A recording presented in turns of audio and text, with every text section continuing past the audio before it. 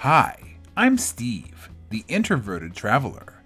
I've made it my mission in life to explore the beaches, deserts, mountains, and even cityscapes around us, and to do so while avoiding contact with as many people as possible. And although I will never hang out with you for any reason, I do invite you to join me on my journey. Come and see the world through the eyes of an extreme introvert. On this adventure, we are headed up to the top of Lookout Mountain in the Badger Creek Wilderness near Mount Hood in northern Oregon. Along the way, we will hike through dense forests, stare at weird trail signs, and take in breathtaking views at the peak while also dodging as many people as possible. All this and much more on this Introverted Travels.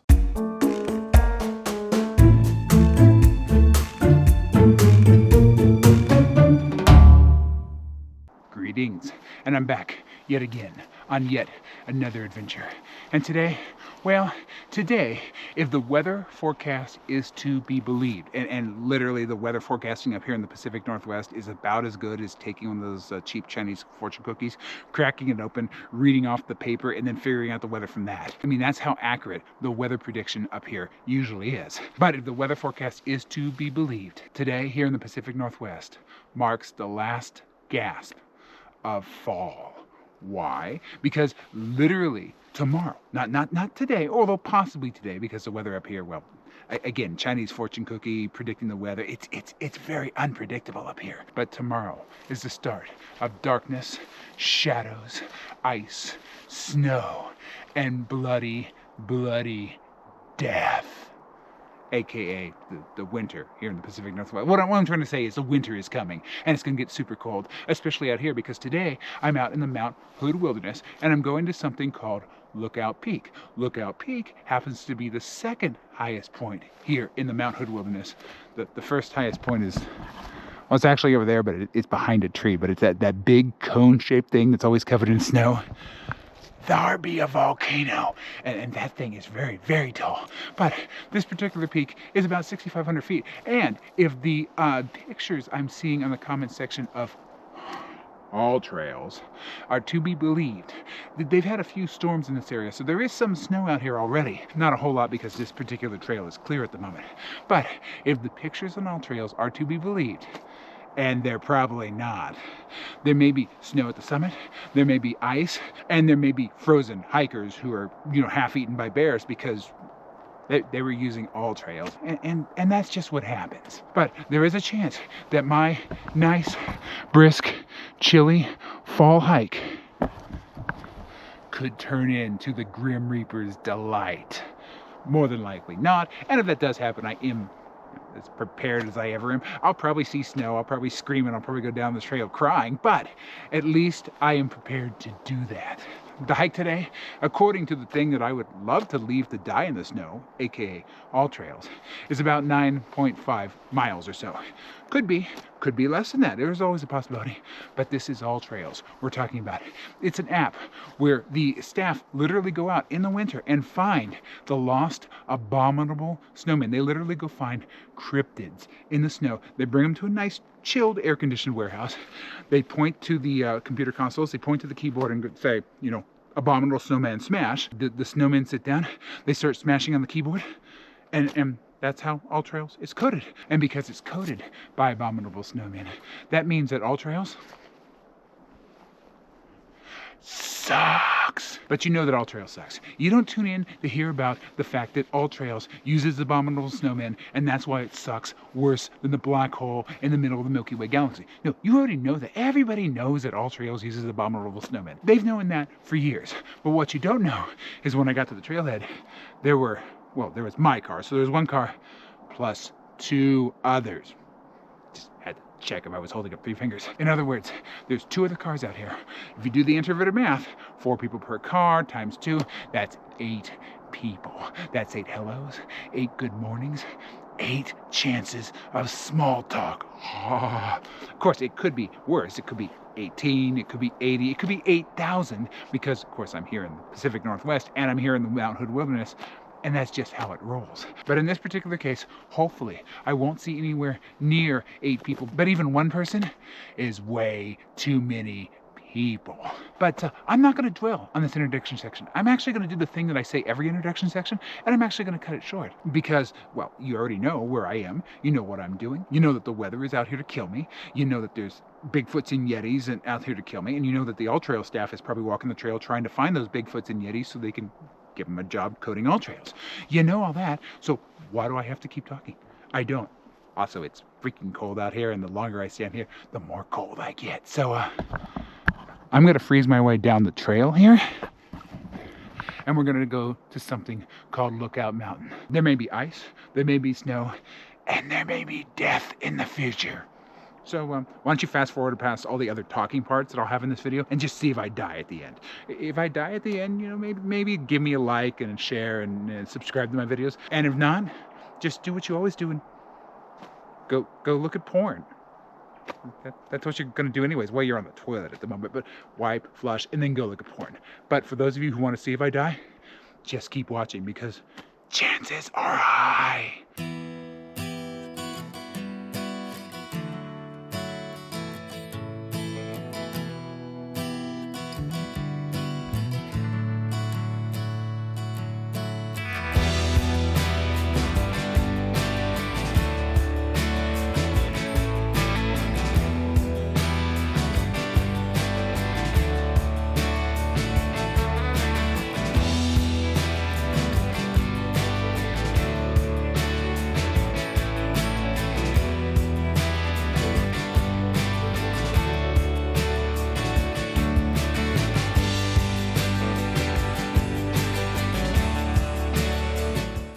You know the worst thing about going up a mountain? It's that whole going up the mountain thing. I mean, seriously, there's got to be a better way. The universe needs to figure out a way to make gravity easier or slopes less steep. I don't really have a solution for this problem, but I know that I'm going up a hill and it kind of sucks. Of course, I don't mind going up hills. I don't mind going downhill. As long as there's no people involved, I'll hike across the freaking desert if I have to. Whatever's thrown at me, I'm okay with. But seriously, this whole going up a mountain thing, it's really inefficient. The universe needs to inverse the slopes, or it needs to do something. There can be better ways to get up this mountain other than, you know, sweating, panting, and eventually falling to my death, because that's coming soon. But, yeah, this is where I am. I'm on the 1 billionth switchback, and I've already reached my ability for peak whining, moaning, bitching, and complaining. Because it's steep. It's really, really steep. And of course, you know I'm in Adonis shape because look at me. But yeah, this takes me a while because I'm going up a mountain and I'm panting because I'm going up a mountain and I'm tired because I'm going up a mountain. Did I mention that I'm going up the mountain? And that's hard.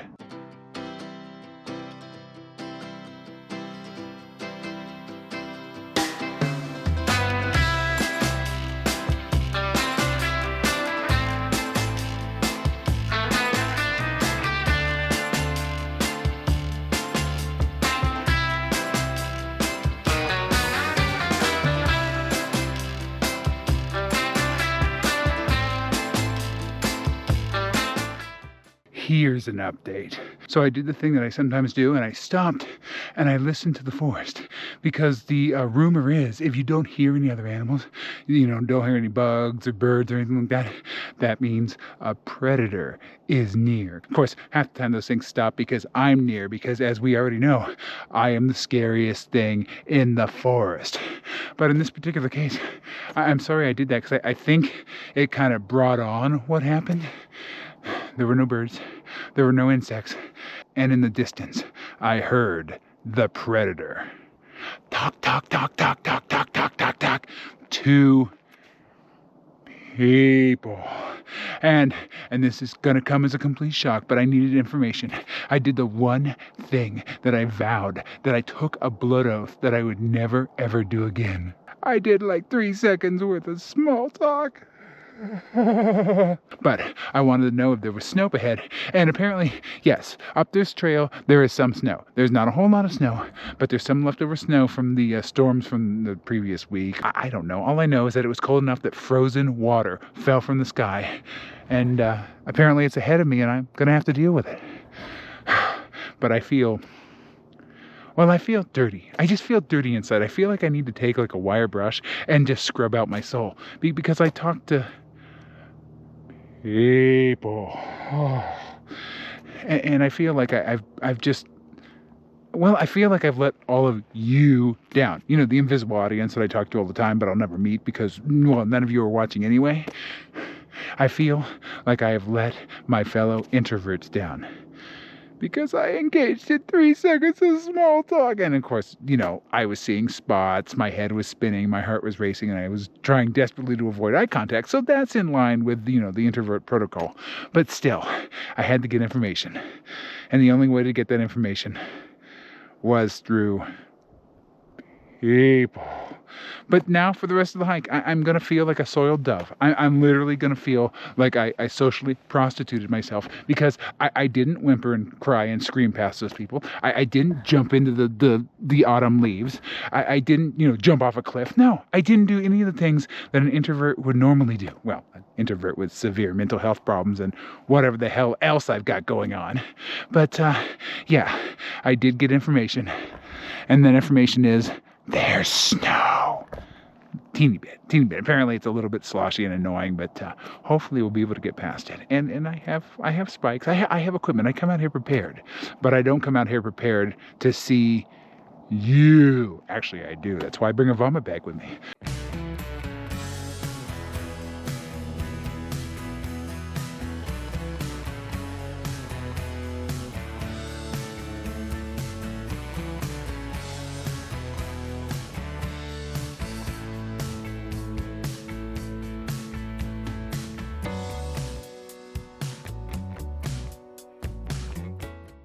Well, I think I have literally set the speed record for slowness.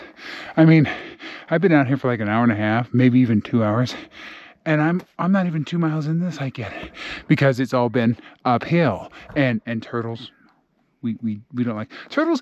Turtles are tortoises. I'm probably big enough. I'm a tortoise. So tortoises don't like hills because, you know, it's hard and our shells are heavy, and we don't want to go against gravity.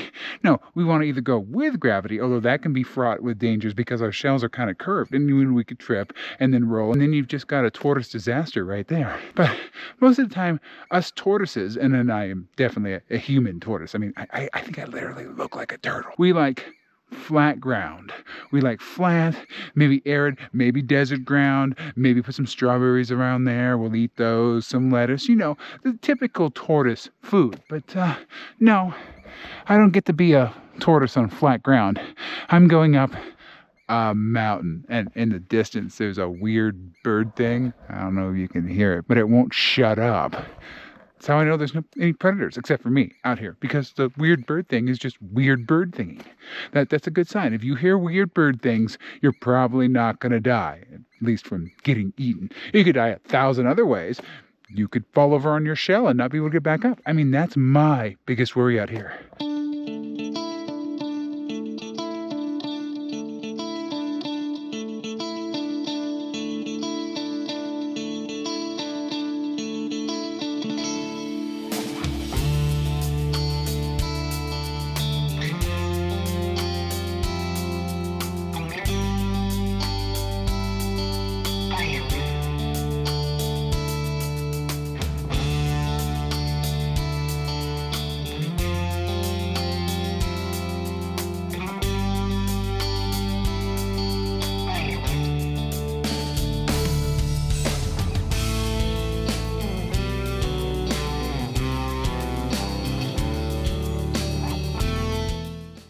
There you go.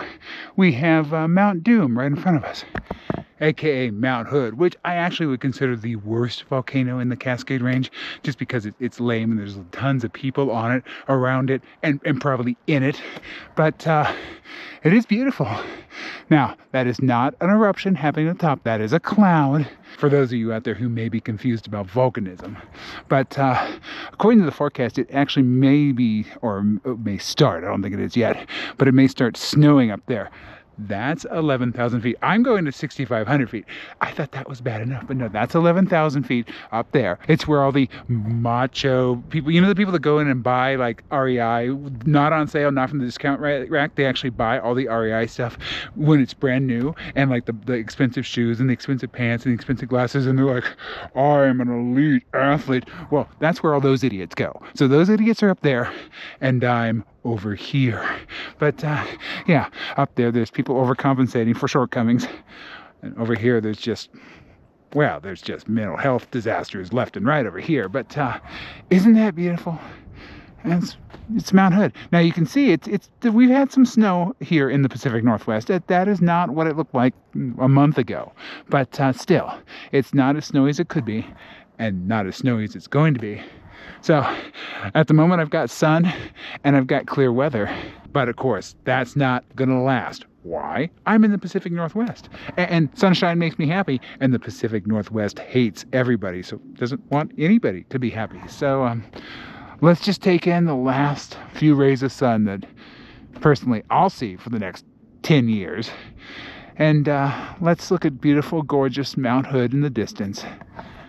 And let's just be thankful that there's not more people out here. I've only seen two so far. Now, there were 2 cars at the trailhead. Now, those 2 people could have been 1 per car, and they might have met at the trailhead, or there could be additional people out here. I don't know. All I know is that you were in the sun, and Mount Hood is somewhat covered in snow. It's pretty, you know, it's pretty. The existence of other people, not so pretty. Let's just look at the volcano, cross our fingers, and keep going. Volcano!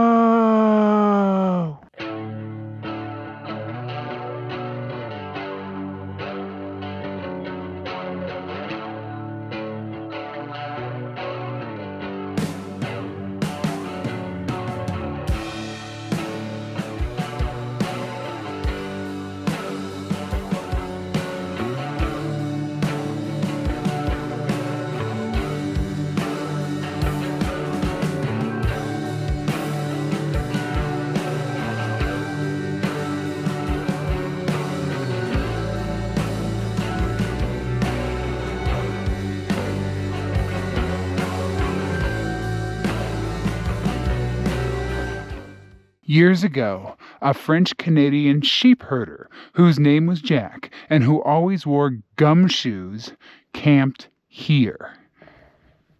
I can only hope that someday I'll be immortalized on a sign like that. It will say something like, years ago, some mentally ill bald guy who was making reels on Instagram and thought he was funny was out here ranting in the woods. If I could get that on a sign, that would be perfection. I mean, I'm no Canadian sheep herder, that's for sure. But if I could somehow get mentioned on a sign, of course, I want to get mentioned like that guy got mentioned, you know, he camped here. Okay, well, that's cool. I don't want to get mentioned like, yeah, and we found his pieces here and here, and he lays somewhere in this forest. No, I don't want a memorial sign. Thank you very much. But being mentioned as, you know, years ago I did something cool. I mean, all the guy did was camp here, and, well, I guess that's cool. But yeah, if I could somehow get mentioned on a trail sign, life well lived, right there. That is my legacy, to have something about myself etched on a rotting trail sign in the middle of nowhere. I feel like I can die after that. But if I get to that point, this would have all been worth it. Just everything I do, just my entire life, all 46 years up to this point, if I could get my name on a sign, life complete, right there. There you go. But until then, Lookout Mountain Lookout Station is 2 miles. All Trails says it's less than 2 miles at this point. So I don't know if All Trails is going to take me to the Lookout Mountain Lookout Station. I do note, well, once in a while, trail signs are about as accurate in mileage as All Trails is. So I always take both with a grain of salt. It's going to probably be around 2 miles, or that may be just completely accurate. But I don't think any of that matters because a Canadian sheep herder camped here. And that's really the big story out here in the woods today. We are looking at the area in which a Canadian sheep herder camped. Now, it doesn't say he had a sheep with him. I don't know why you'd want to herd sheep up here. I mean, we're literally in the middle of freaking nowhere, and this is mountain lion and Sasquatch country. But Canadian sheep herder camped here. I feel like my day's complete. I don't even know if I need to go to the lookout now. I could probably turn around because I saw the sign. And it opened up my mind. Okay, so that was weird. I don't know if I really caught much on the GoPro because they were already leaving, but apparently there's a forest road right there. One of those off-highway vehicle roads, but I just saw a station wagon and a truck go by, so maybe it's not that off-highway. Oh, and they had flags in the back, and I swore up and down that I was going to see a Trump flag in the back. I have been on off-highway vehicle roads before in Northern California. The video is up on YouTube. Literally in the middle of nowhere, and here comes an off-highway vehicle, like a little dune buggy type thing, with a Trump license plate on it. So yeah, this in the middle of the woods, when everything's scary and there's banjos playing out there somewhere, that's when you're going to see Make America Great signs and, you know, swastikas and white hoods and everything else that is associated with Trump and his believers. But yeah, I guess that's a forest road. I don't know where the hell it goes, but I can hear them driving in the distance, so it's got to go to someplace backwoods and weird. I mean, if you're going to have a Trump rally, you might as well do it in the backwoods where you can burn your crosses and put your hoods on. I mean, makes sense to me, but in this particular case, they did have flags on their trucks and their station wagon, but they were like pirate flags. So I have no idea. Your guess is as good as mine, but yeah, not only did a Canadian sheep herder camp here, apparently there's station wagons rumbling through the forest. It's getting weird out here. I thought this place was going to be covered in snow. No, it's covered with odd.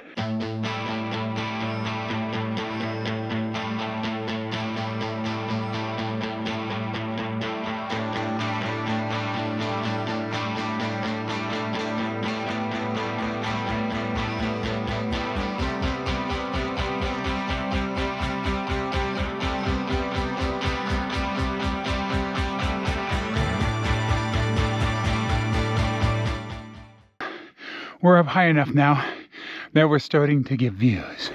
Now, half those views are hazed over and there's either smoke or fog or, I don't know, something in the distance, and clouds, of course. But we're getting views. And really, isn't that all that counts? I mean, I'm up high, I'm seeing stuff. Rinse, repeat. I mean, really the only reason to go hiking is to walk up stuff, look at other things, and then walk back down stuff again. There's no other reason. I mean, honestly, that is literally hiking. People make this big deal out of it. They make all this special gear for it. But really, it's walking up there, looking at that, and then walking back there. I just summed up all of hiking science, and all of hiking history just in a single sentence, because there's nothing more to it. I mean, yes, there is the falling and dying part, but that's just sort of woven into the narrative I just said. I mean, you're walking up there. You could fall and die. It's up there. It's high. You could fall and die, and the last thing you'd see is this hazy, kind of beautiful view. I mean, that's already baked into the equation that I laid out there. But yeah, also, if you haven't noticed, I am now, well, I had a wardrobe change. I had to get half naked in the middle of just on the trail, because I wasn't going to drag my ass to the woods. But it's hot up here. I thought it was going to be freezing. I thought it could actually snow up here. No, it's like 60 degrees. That's warm, especially for someone as big and beautiful as me. But yeah, this is where we are. This is what we're doing. So I'm going to go walk up something. And then, spoiler alert, after I walk up something, I'm going to walk back down that way.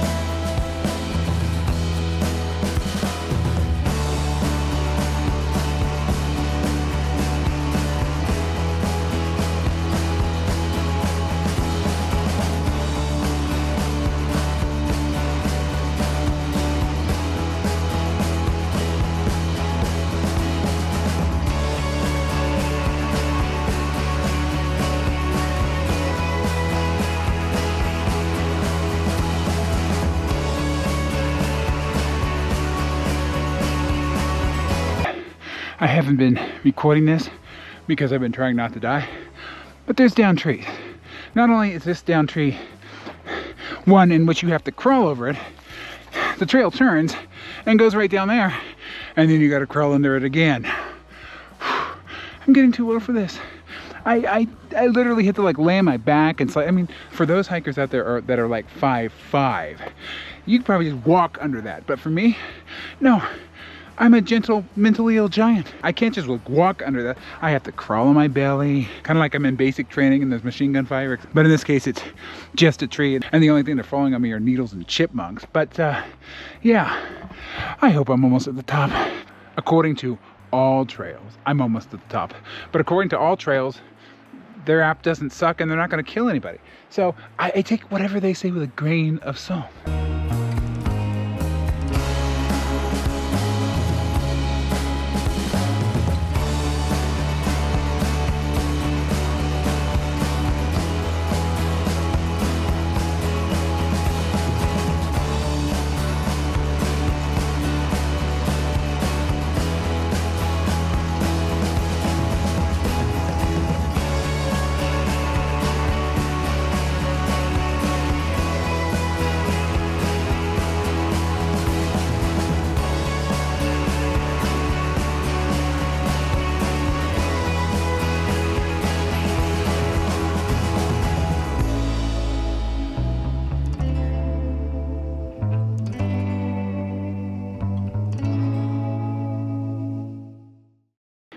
All right, I'm probably about a quarter of a mile from the peak and disaster has struck.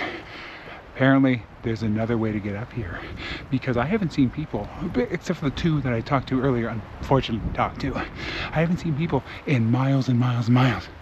And the minute I turn the corner and get to the beautiful vista overlooking Mount Hood, there's people. Not only that, but there's more than a couple of people down there. There's 3.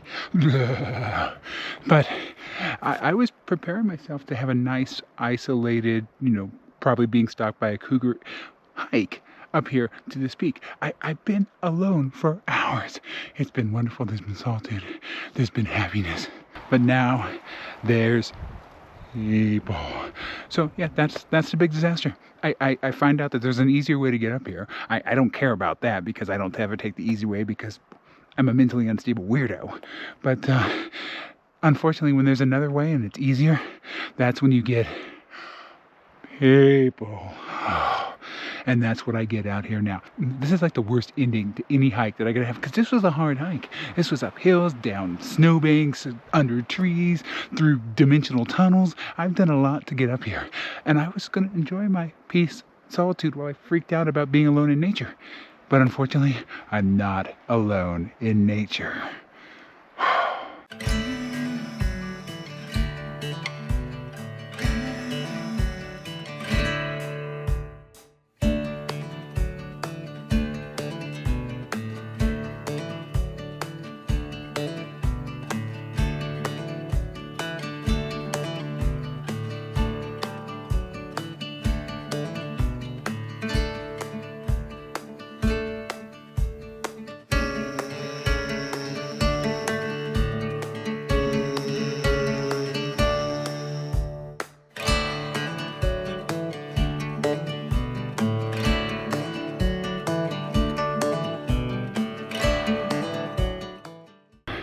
This is a little burning sack of shit on my doorstep, aka there's people. I can't believe it. I mean, seriously, I just did this huge, long-ass hike through the woods completely. I saw 2 people before I got up here. Was going up hills, going under trees. Turns out there's a shortcut. There's a trail that's only like a mile or 2 long, and people just like, ooh, doo, doo, doo. So I just worked my ass off to get to the same point that a bunch of lazy assholes got to. So goes hiking. But hey, look at this. I mean, at least I made it to someplace beautiful and gorgeous. And there you go. There's our nice stratovolcano over there in the cloud. Seriously, every time I see that thing, I think it's erupting, but no, it just has temperamental weather. So, speaking of temperamental, I think there's more people behind me, so there's going to be people coming up here destroying my solitude. And you know the spiel about how I'm allergic to people and how terrible people are. That's happening out here only like tenfold, because apparently there was a damn shortcut trail. Here we are. We're at the top of Lookout Mountain, and I guess it's called Lookout Mountain because it looks out. I thought there might be a lookout up here, but no, it just look out. Oh, maybe I was wrong. Maybe there was a lookout here. Look at this. This looks like it could have been a foundation for a lookout. There were a bunch of rocks piled up here, and it's like the crappiest wind shelter I've ever seen. And yes, it's incredibly windy up here, and yes, it's cold and I'm in shorts, but there's a lookout. This isn't about me, people. This isn't about the weird things that I do. This is about the fact that we're standing on what I think used to be a lookout. So maybe Lookout Mountain isn't just about looking out. Oh, by the way, the desert is over there. Look at the contrast between the mountains. There's Mount Jefferson way in the distance. There's lakes. There's yet another volcano over there. You've already seen that one. And then way in the distance is the desert. And there's absolutely nothing in the desert. It's barren. It's dry. It's basically like my future. This is my present. This glorious, beautiful, majestic landscape. And out there, because of course I'm getting older and older and older, is a dry, barren, lifeless, and death-bringing desert. But I'm not in the desert today. I'm apparently on an old side of a lookout, so I guess there really is a reason they call certain things, and this used to be Lookout Mountain. I don't know what happened here, and obviously they took it down, but yeah, it makes sense now. I don't feel gypped. I'm on a mountain that used to have a lookout. But actually I'm about to leave a mountain that used to have a lookout. So one last look at the beautiful dry arid desert down there, the giant ball of flame in the sky that way, and well, we'll see that volcano again, I'm sure, because it's everywhere. But the volcano in the distance is behind some trees. Anyway, there was a whole herd of people down there, and I'm sure they're all coming up in this direction, so I'm gonna go the opposite way.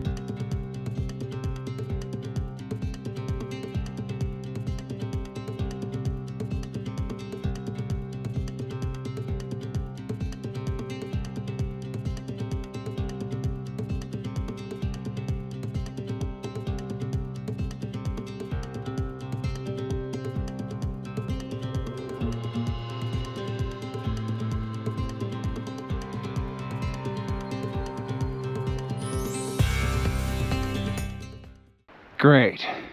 I have like 15 of these things to crawl under. So it's either going to be crawling under, jumping over, or just banging my knee on a tree and falling down the mountain. But this marks the start. Well, actually, I've been jumping over trees for like 5 minutes now, but this marks the start of the middle-aged Pain Olympics.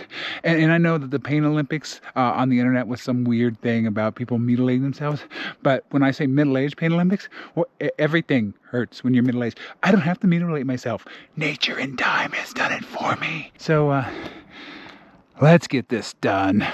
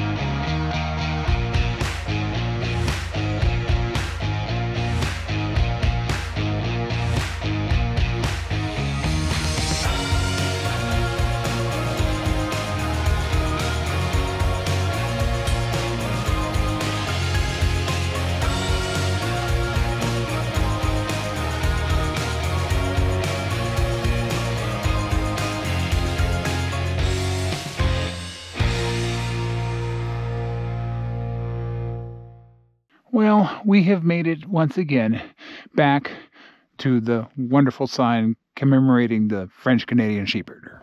Definitely not a waste of public resources in any way whatsoever. Hey, maybe he was a nice French-Canadian sheepherder. I don't know. Who am I to judge? But this is where I am. So, I made it back. Despite nature's best efforts to stop me, I made it back, and now I'm on that wonderful forest road with the banjos and the hee-haws, and I'm headed back towards my wonderful, glorious car. But I do have to say, pretty much every single time I do a hike like this, where there's a big peak and it's a long ways, and I'm feeling a little insecure about the weather, because is it going to snow? Is it going to rain? Is it going to hail? Will it toad from the sky? Will it locust from the sky? It's the Pacific Northwest. It could be a combo of all those things. But whenever I do a hike like this, I always feel like I'm not going to be able to get it done. I'm always like, no, I can't do it. I got to turn around. And in my mind, my thoughts are saying, you can't do it. You're a loser. You're off. Of course, my thoughts are also in the voice of my mom when it's saying this. Thanks, mommy. But yeah, there's a lot of negative self-talk.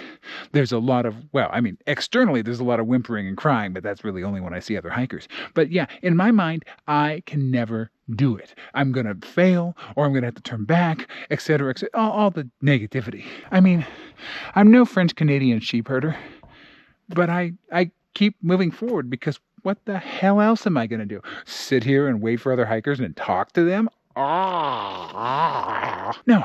I'm always going to put one foot in front of the other, unless it's dangerous and stupid or something. Then I'll turn around. I mean, there is reason sometimes to turn around, but no, my negative self-talk is not one of them. And it happens every major big hike. It happened today.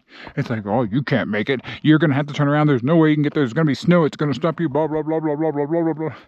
And frankly, making a video about this and talking about my insecurities is cheaper than paying for therapy.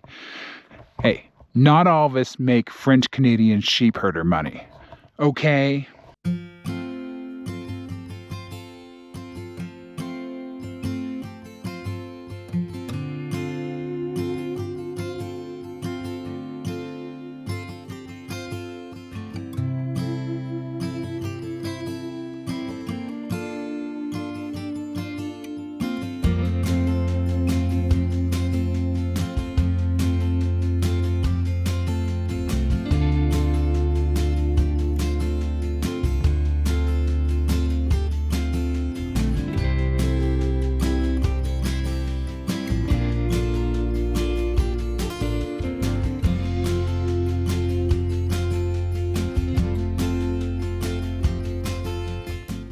Right. So, according to the thing that I wish I could have buried in the snow at the top of the lookout peak up there and just left it, aka all trails, I have a little over a mile and a half, about 1.7 miles left on this hike, and thus 1.7 miles back to the trailhead, and back to my car, and back to my ability to get into my car, and to flip off the mountains and the trees and all the people, and to get the hell out of here and go back to my house, where I'm just going to sit and wait for the next time I actually have to get in my car and go hiking. So, I am joyous, I am happy, and I think it's time for us to do our trail rating. Remember, if you haven't seen these videos before, and with my view numbers, nobody has. We rate these trails on a scale of 1 to 10. It's an introversion scale. And 1 represents the worst possible scenario for an introvert. I call it introvert hell. And that is the equivalent of 4th of July at Disneyland. Now remember, on the 4th of July at Disneyland, there are explosions, there are people screaming, there are children running around, and Minnie, Mickey, Donald, and Goofy have literally released a plague of locusts because they hate the tourists, because they feel like they're being exploited for those tourists by the Disney Corporation. And so they grew underground, because Disney has a big underground. So Minnie, Mickey, Donald, etc. grew a bunch of locusts in little aquariums, and now swarms of them are terrorizing the park. I mean, it's utter chaos. You got people running around, things are on fire. Literally, the Haunted Mansion is upside down. I don't know how it got upside down, but somehow the invasion of locusts did it. So it's awful. And I would say that it is the worst possible thing for an introvert.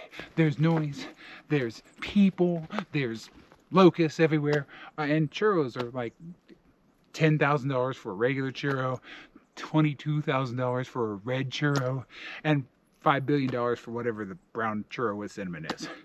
I mean, their park is plagued with locusts. The Disney Corporation has to make money somehow and somewhere.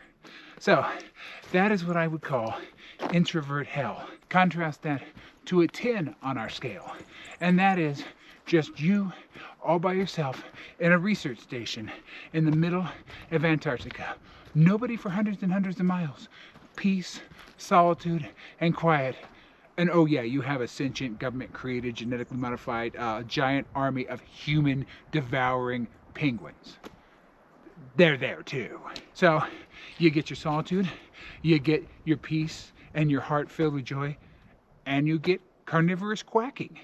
And if anybody dares to try to come up to your research station, oh, Chili Willy's gonna be red with blood. But again, you have solitude, you have happiness, you do have murderous quacking and human screaming. You can tune that out, just turn up the radio, it'll be over soon enough. And that is what I call introvert heaven or introvert nirvana. Because, I mean, who doesn't want to have peace and quiet and a giant army of human-eating penguins? I mean, it's common sense, folks. So on this incredibly stupid and ridiculous and getting dumber by the video scale, I'm actually going to rate this trail as about a 7 with the little asterisks that the Forest Service has done a dirty trick and has made other trails up to the peak. And so you'll be on this trail. I haven't seen anybody since I left the peak. It's been quiet. It's been nice. It's been heaven. I mean, I didn't have the murderous penguins, but everything else has been heavenly. But the minute I got to that peak, hell rose from the depths. It was awful. It was terrible. There were people here. There were people there. There were people gawking. I'm surprised I didn't see sandwich eating.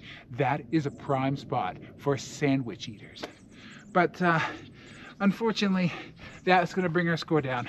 So we're going to land this at about a 7 because about 80 to 90% of it is peace and solitude and whatever's stalking me in the woods. And that brings me to my misery index. Scale of 1 to 5. 1 is complete fiction, that's no misery, and just look at me. I mean, just look at me. I'm always miserable to one degree or another. It's just how the universe rolls. And of course, a 5 is the worst possible misery you can ever have. But I'm telling you, at that peak, it was a 5 quadrillion. The scale just broke, pieces of it flew everywhere, and misery reigned upon me. But overall, I've been about a 2.5, a 2, 2.5, somewhere around that. Because again, always miserable. But I've been at the minimum of misery today because no people. That's where we are on the trail rating today. That's where we are on the misery index. And this is where I am on the planet Earth.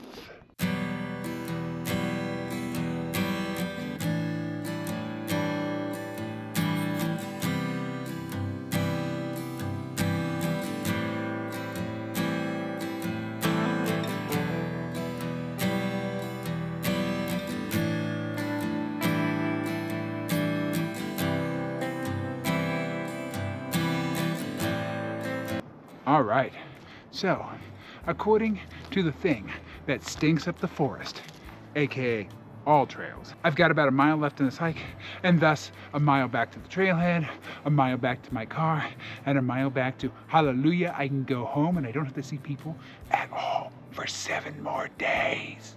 So really, it's green flags all around. But that does mean, however, that it is time for us to say our farewells. Today, I did a hike up the Lookout Peak here in the Mount Hood Wilderness, and along the way I saw snow, I saw trees, I saw beautiful, beautiful solitude and isolation. At one point I think I heard a pika, and I saw a great informational sign about Canadian sheep herders. But unfortunately, when I actually reached Lookout Peak or mountain or whatever it's called, there were people. They just literally had to come out of the forest to ruin my day. But Luckily, that was the only exposure I really had to other people today. And now I'm back on my way to my wonderful, glorious car and on my way to be isolated and introverted the entire rest of this week. But that means it is time for us to say goodbye. And it is time for me to say, stay introverted, everyone. And of course, I'll see you on the next adventure.